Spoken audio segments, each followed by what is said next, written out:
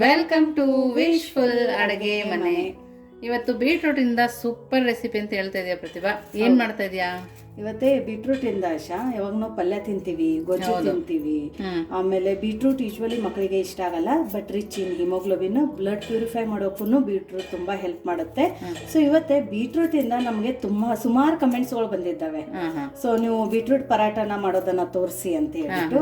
So ಆ ರಾಜ್ಮಾ ರೆಸಿಪಿಯಲ್ಲಿ ನಾನು ಏನ್ ಬೀಟ್ರೂಟ್ ಪರಾಟ ಹಾಕಿದ್ದೀನಿಲ್ಲ ಆಶಾ, ಅದನ್ನ ನೋಡ್ಬಿಟ್ಟು ಸುಮಾರು ಜನ ಕಮೆಂಟ್ ಹಾಕಿದ್ದಾರೆ, ನಮ್ಗೆ ಬೀಟ್ರೂಟ್ ಪರಾಟ ಮಾಡೋದನ್ನ ಹೇಳ್ಕೊಡಿ, ನೀವು ಮಾಡ್ತಿದ್ದಲ್ಲಿ ತೋರಿಸಿದ್ದೀರಾ, ತುಂಬಾ ಚೆನ್ನಾಗಿದೆ ಅಂತ ಹೇಳ್ಬಿಟ್ಟು.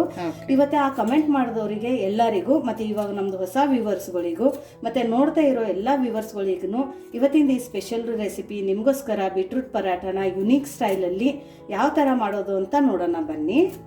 ಸೊ ಇಲ್ಲಿ ಬೀಟ್ರೂಟ್ ನಾಶ ನಾವು ಫಸ್ಟ್ ಮೇಲ್ಗಡೆದು ಸಿಪ್ಪೆನ ತಕ್ಕೋಬೇಕು. ಸೊ ಈ ತರ ನಾವು ಸಿಪ್ಪೆನ ತಕೊಂಡು ಬರೋಣ. ಸೊ ನೋಡಿ ಎಲ್ಲ ಸಿಪ್ಪೆನ ತಕೊಂಡು ಬಂದಿದ್ದೀವಿ. ಇವಾಗ ಇದ್ರ ಮುಂದ್ಗಡೆದ ಭಾಗನ ಕಟ್ ಮಾಡ್ಕೊಳ್ಳೋಣ ಆಶಾ. ಆಮೇಲೆ ಇದನ್ನು ಕಟ್ ಮಾಡಿಕೊಂಡು ಇವಾಗ ಇದನ್ನ ನಾವು ತುರ್ಕೊಂಡು ಬರೋಣ. ನೀವು ಬೇಕಂದ್ರೆ ಒಂದರಲ್ಲಿ 2 ಭಾಗ ಮಾಡಿನೂ ತುರ್ಕೋಬಹುದು. ಈ ಥರ ನಾನು 2 ಭಾಗ ಮಾಡಿದ್ದೀನಿ. ಇವಾಗ ನಾವು ಇದನ್ನ ತುರ್ಕೊಳ್ಳೋಣ. ನೋಡಿ ಇಲ್ಲಿ ತುರಿಯೋದನ್ನ ತಗೊಂಡಿರೋದು. ಇವಾಗ ಬೀಟ್ರೂಟನ್ನು ನಾವು ತುರ್ಕೊಂಡು ಬರೋಣ. ಬೀಟ್ರೂಟನ್ನು ನಾವು ಮಿಕ್ಸಿಯಲ್ಲಿ ಹಾಕಿನೂ ಪ್ಯೂರಿ ಮಾಡಿ ಹಿಟ್ಟಲ್ಲಿ ಕಲಿಸ್ಬೋದು, ಬಟ್ ಅದ್ರದ್ದೇ ಟೇಸ್ಟ್ ಬೇರೆ ಬರುತ್ತೆ. ಅದೊಂದು ಸ್ವಲ್ಪ ಒಗರಂಶ ಬಿಡೋಕೆ ಸ್ಟಾರ್ಟ್ ಆಗುತ್ತೆ, ಹಾಗಾಗಿ ಮಕ್ಕಳು ಇಷ್ಟಪಟ್ಟು ತಿನ್ನಲ್ಲ. ಸೊ ನೀವು ಆದಷ್ಟು ಗ್ರೇಟ್ ಮಾಡಿ ಹಾಕಿದ್ರೆ ನಮಗೆ ಇದು ತುಂಬಾ ಚೆನ್ನಾಗಿ ಫ್ಲೇವರ್ ಕೊಡುತ್ತೆ. ಮತ್ತೆ ಬಾಯಿಯಲ್ಲಿನೂ ಇವಾಗ ಅನ್ಸುತ್ತೆ ಇದು ನಾವು ತುರಿದಿದ್ದೀವಿ ಸಿಗುತ್ತೆ ಅಂತ, ಬಟ್ ಬಾಯಲ್ಲಿ ಸಿಕ್ಕಿದ್ರು ಅದು ತುಂಬಾ ಸಾಫ್ಟ್ ಆಗಿರುತ್ತೆ, ತಿನ್ಬೇಕಾದ್ರೆ ಅನ್ಸಲ್ಲ ಬೀಟ್ರೂಟ್ ಪರಾಟ ಇದೆ ಅಂತ. ಮಾತ್ರ ಕಲರ್ ನೋಡಿ ಹೇಳ್ಬೋದು ಅಷ್ಟೇ, ಬೀಟ್ರೂಟ್ ಕಲರ್ ಬರುತ್ತಲ್ಲ. ಹೌದು. ಸೊ ಇದನ್ನೆಲ್ಲ ನಾವು ತುರ್ಕೊಂಡು ಬರೋಣ. ಸೊ ನೋಡಿ ಈ ತರ ತುರ್ಕೊಂಡು ಬಂದಿರೋದು. ತುರ್ಕೊಂಡು ಬಂದ ನಂತರ ಅಷ್ಟೇ ಇದ್ರೊಳಗಿಂದು ನೀರೇನು ತಗೋಬಾರ್ದು ನಾವು, ಯಾಕಂದ್ರೆ ಇದರಲ್ಲಿನೇ ನ್ಯೂಟ್ರಿಷನ್ ಇರೋದು. ಸೊ ಇವಾಗ ನೆಕ್ಸ್ಟ್ ಏನ್ ಮಾಡೋದು ಅಂತ ನೋಡೋಣ ಬನ್ನಿ. ನೋಡಿ ಇಲ್ಲಿ ನಾನು ಒಂದು 3 ಕಪ್ದಷ್ಟು ಗೋಧಿ ಹಿಟ್ಟನ್ನ ತಗೊಂಡಿದ್ದೀನಿ. ನೀವು ಕ್ವಾಂಟಿಟಿ ನೋಡ್ಬಿಟ್ಟು ತಗೋಬಹುದು. ಆಮೇಲೆ ಇನ್ನೊಂದಂದ್ರೆ ಆಶಾ, ಇನ್ನೊಂದು ಕಮೆಂಟ್ ಏನ್ ಬಂದಿದೆ ಅಂದ್ರೆ, ನೀವು ಇಬ್ರು ಮಾತಾಡ್ತೀರಾ, ಕೆಲವೊಬ್ಬರಿಗೆ ಕನ್ನಡ ಅರ್ಥ ಆಗಂಗಿಲ್ಲ, ಮತ್ತು ನಾವು ಕನ್ನಡ ಇಂಗ್ರೀಡಿಯೆಂಟ್ಸ್ ಅಲ್ಲಿನೂ ಕೂಡ ಹೇಳ್ತೀವಿ, ಯಾಕಂದ್ರೆ ನಮ್ಮ ಕನ್ನಡ ಚಾನಲ್ ಇರೋದ್ರಿಂದ. ಸೊ ಈ ತರನು ವ್ಯೂವರ್ಸ್ ಇದ್ದಾರೆ, ಯಾರಿಗೆ ಕನ್ನಡ ಬರಲ್ಲ ಅವರು ಕೂಡ ನಮ್ದು ಚಾನಲ್ ಅನ್ನ ನೋಡ್ತಾ ಇದ್ದಾರೆ. ಸೊ ಸುಮಾರು ಆ ಥರನೂ ಕಮೆಂಟ್ ಬಂದಿದೆ, ಮೇಡಮ್ ನೀವು ಇಂಗ್ರೀಡಿಯೆಂಟ್ಸ್ನ ಒಬ್ಬರು ಇಂಗ್ಲೀಷಲ್ಲಿ ಹೇಳಿ ಅಂತ. ಸೊ ಇನ್ಮೇಲೆ ಇವತ್ತಿಂದ ಈ ವಿಡಿಯೋದಲ್ಲಿ ನಾನು ಬರೀ ಏನು ಇಂಗ್ರೀಡಿಯೆಂಟ್ಸ್ ಇರುತ್ತೆ ಅದನ್ನು ಮಾತ್ರ ನಾನೆಲ್ಲ ಇಂಗ್ಲೀಷಲ್ಲಿ ಹೇಳ್ತಾ ಹೋಗ್ತೀನಿ. ಸೊ ಇದಕ್ಕೆ ವೀಟ್ ಫ್ಲೋರ್ ಹಾಕಿದ್ದೀನಿ ನಾನು ಇದನ್ನು. ಸೊ ಇಲ್ಲಿ 3 ಕಪ್ದಷ್ಟು ವೀಟ್ ಫ್ಲೋರ್, ಆಮೇಲೆ ಇಲ್ಲಿ 1 ಕಪ್ದಷ್ಟು ಕಡಲೆ ಹಿಟ್ಟು, ಇದಕ್ಕೆ gram flour 1 cup gram flour, even ಇದಕ್ಕೆ ಬೇಸನ್ ಕೂಡ ಅಂತಾರೆ. ಹೌದು ನೋಡಿ, ಇಲ್ಲಿ ನಾವು ತುರಿದಿಟ್ಕೊಂಡಿದ್ವಲ್ಲ ಅದು 1.5 ಕಪ್ ಆಗೋಷ್ಟು ಬೀಟ್ರೂಟ್ ಇದೆ. 1.5 ಕಪ್ ಗ್ರೇಟೆಡ್ ಬೀಟ್ರೂಟ್, 1 ಕಪ್ ಆಗುವಷ್ಟು ಮೆಂತ್ಯ ಸೊಪ್ಪನ್ನ ಹಾಕೊಳ್ತಾ ಇದೀವಿ. ಫ್ರೆಶ್ ಆಗಿತ್ತು, ಸಣ್ಣದಾಗಿ ಕಟ್ ಮಾಡಿ ಸೇರಿಸ್ಕೊಳ್ತಾ ಇದೀವಿ. ಇದು 1 ಕಪ್ದಷ್ಟು ಫೆನುಗ್ರಿಕ್ ಲೀವ್ಸ್, ಇದಕ್ಕೆ ಮೇಥಿ ಕೂಡ ಅಂತಾರೆ. ಸೊ ಇದೇನು ನಾವು ಮೆಂತ್ಯ ಸೊಪ್ಪು ಹಾಕೊಂಡಿದೀವಲ್ಲ, ಇದನ್ನ ನಾವು ಫಸ್ಟ್ ವಾಶ್ ಮಾಡಿ ಸಣ್ಣದಾಗಿ ಕಟ್ ಮಾಡಿ ಹಾಕೊಂಡಿರೋದು. ಸೊ ಇನ್ನೊಂದಂದ್ರೆ ಆಶಾ, ಬೀಟ್ರೂಟ್ ಪರಾಟ ಮಾಡಬೇಕಾದ್ರೆ ಕೆಲವೊಬ್ಬರಿಗೆ ಇಷ್ಟ ಆಗಲ್ಲ, ಯಾಕಂದ್ರೆ ಬೀಟ್ರೂಟ್ ಇಂದ ಒಂದ್ ಸ್ವಲ್ಪ ಒಗರಾಂಶನೂ ಬಂದಿರುತ್ತೆ, ಒಂದ್ ಸ್ವಲ್ಪ ಸ್ವೀಟ್ನೆಸ್ ಕೂಡ ಇರುತ್ತೆ. ಸೊ ನೀವು ಬೀಟ್ರೂಟ್ ಪರಾಟ ಮಾಡಬೇಕಾದ್ರೆ ನೀವು ಒಂದು ಸ್ವಲ್ಪ ಮೆಂತ್ಯ ಸೊಪ್ಪು ಸೇರಿಸಿದ್ರೆ, ಸೊ ಇದು ಒಂದು ಸ್ವಲ್ಪ ಸ್ವೀಟ್ನೆಸ್ಗೆ ಇದು ಒಂದು ಸ್ವಲ್ಪ ಕಹಿ ಅಂಶ ಇರೋದ್ರಿಂದ ಇದೆರಡನ್ನೂ ಈಕ್ವಲ್ ಆಗಿ ಮ್ಯಾಚ್ ಆಗುತ್ತೆ.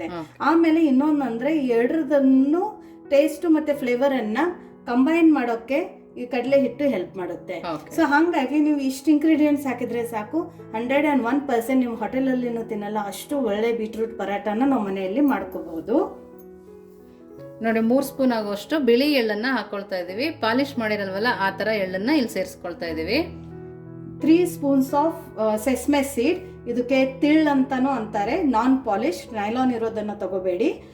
ಆಮೇಲೆ ಇದು ಕ್ಯಾರಮ್ ಸೀಡ್ 1 ಸ್ಪೂನ್ ಹಾಕೊಂಡಿರೋದು, ಕನ್ನಡದಲ್ಲಿ ಇದಕ್ಕೆ ಅಜ್ವೈನ್ ಅಂತ ಅಂತಾರೆ, ಇವನ್ ಓವಾ ಕೂಡ ಅಂತಾರೆ ಇದಕ್ಕೆ ಆಶಾ.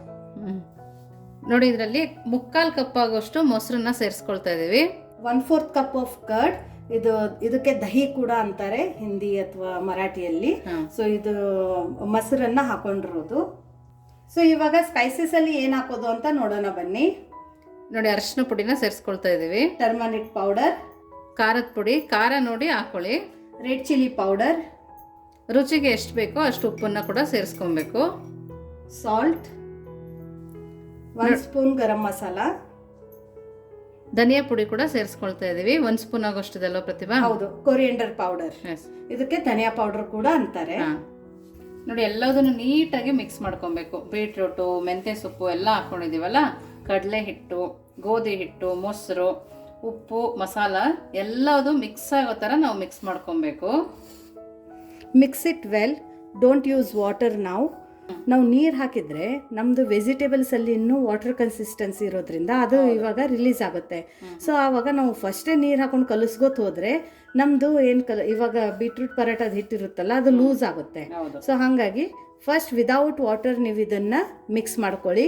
ಆಮೇಲೆ ನಾವು ಇದ್ರ ಒಳಗಡೆ ಒಂದು ಸ್ವಲ್ಪ ಸ್ವಲ್ಪ ನೀರನ್ನು ಹಾಕೊಂಡು ಚಪಾತಿ ಹದದ ಥರ ನಾವು ಕಲಿಸ್ಕೊಂಡು ಬರ್ಬೇಕಲ್ಲ ಆಶಾ? ಸ್ವಲ್ಪ ಸ್ವಲ್ಪನೇ ನೀರು ಹಾಕೊಂಡು ಕಲಿಸ್ಕೊಬೇಕು. ಒಂದೇ ಸರಿ ನೀರು ಹಾಕಿದ್ರೆ ತೆಳುವಾಗ್ಬಿಡುತ್ತೆ. ಹೌದು ನೋಡಿ, ಸ್ವಲ್ಪ ಸ್ವಲ್ಪ ನೀರು ಹಾಕಿ ಚಪಾತಿ ಹಿಟ್ಟನ್ನ ಯಾವ ತರ ಕಲ್ಸ್ಕೊಳ್ತೀವೋ ಆ ಹದಕ್ಕೆ ಕಲ್ಸ್ಕೊಂಡ್ ಬರ್ತೀವಿ.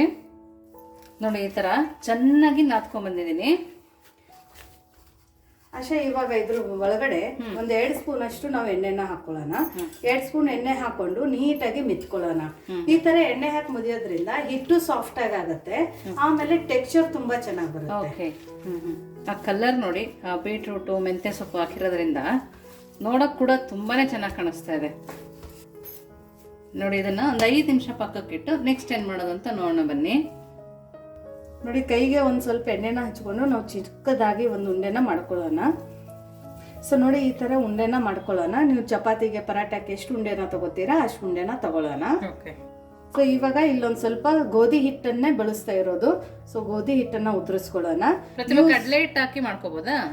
ಕಡಲೆ ಹಿಟ್ಟು ಹಾಕಿ ಮಾಡ್ಕೋಬಹುದು ಆಶಾ, ಬಟ್ ಅಷ್ಟು ಚೆನ್ನಾಗಿ ಬರಲ್ಲ, ಅಂಟ್ಕೊಂಡ್ ಬಿಡುತ್ತೆ ಅದು. Use only wheat flour while rolling the paratha.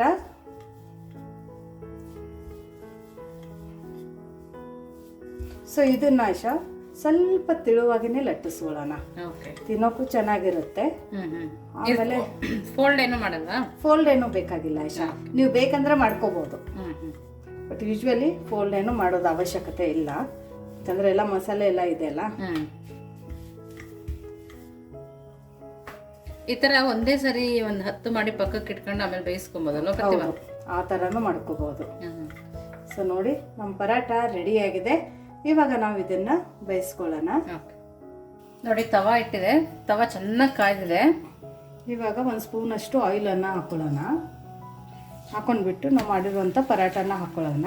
ಪರಾಟನ Asha high ಫ್ಲೇಮಲ್ಲಿನೇ ನಾವು ಬೇಯಿಸ್ಕೋಬೇಕು.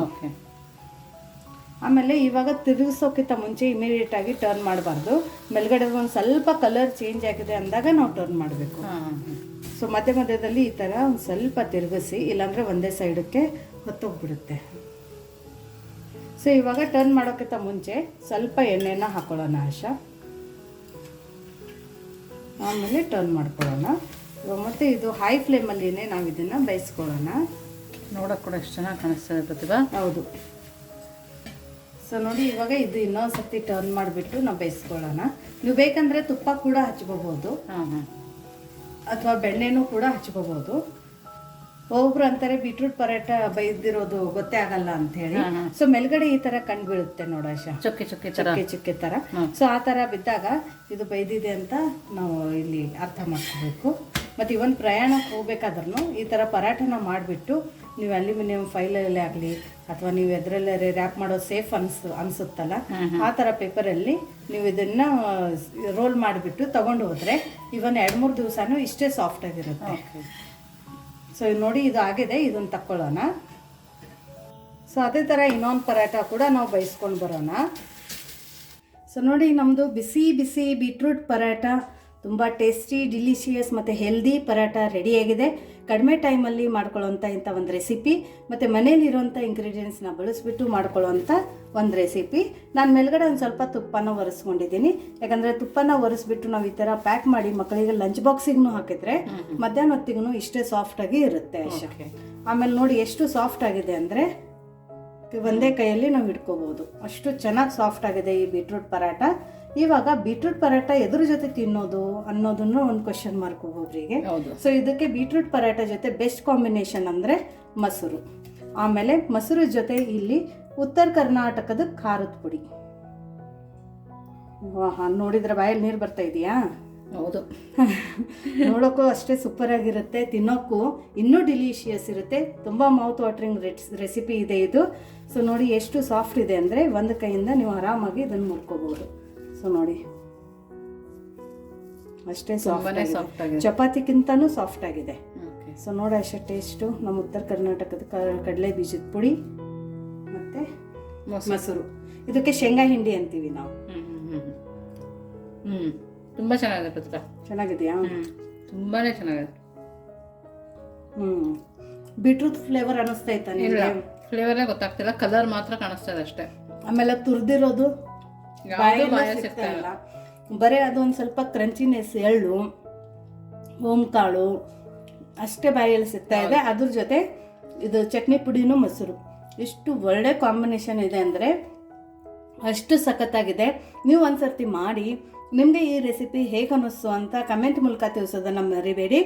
ಮತ್ತು ಇನ್ನೊಂದು ಸರ್ತಿ ಅಂದರೆ ನಮ್ಮ ಕಮೆಂಟ್ ಮಾಡಿ ಈ ರೆಸಿಪಿನ ಮಾಡಿಕೊಡಿ ಅಂತ ಕೇಳಿದವರಿಗೆ ಎಲ್ಲರಿಗೂ ಮನಪೂರ್ವಕವಾಗಿ ಧನ್ಯವಾದಗಳನ್ನು ನಾನು ಹೇಳ್ತೀನಿ. ಇದೇ ಥರ ಕಮೆಂಟ್ ಮಾಡಿ, ಇದೇ ಥರ ನಿಮಗೋಸ್ಕರ ನಾವು ಈ ಥರ ಒಂದು ಹೊಸ ಮತ್ತು ಯುನೀಕ್ ರೆಸಿಪಿನ ತೊಗೊಂಡು ಬರ್ತೀವಿ. ಮತ್ತೆ ಸಿಗೋಣ ವಿಶ್ಫುಲ್ ಅಡುಗೆ ಮನೆಯಲ್ಲಿ. Thank you.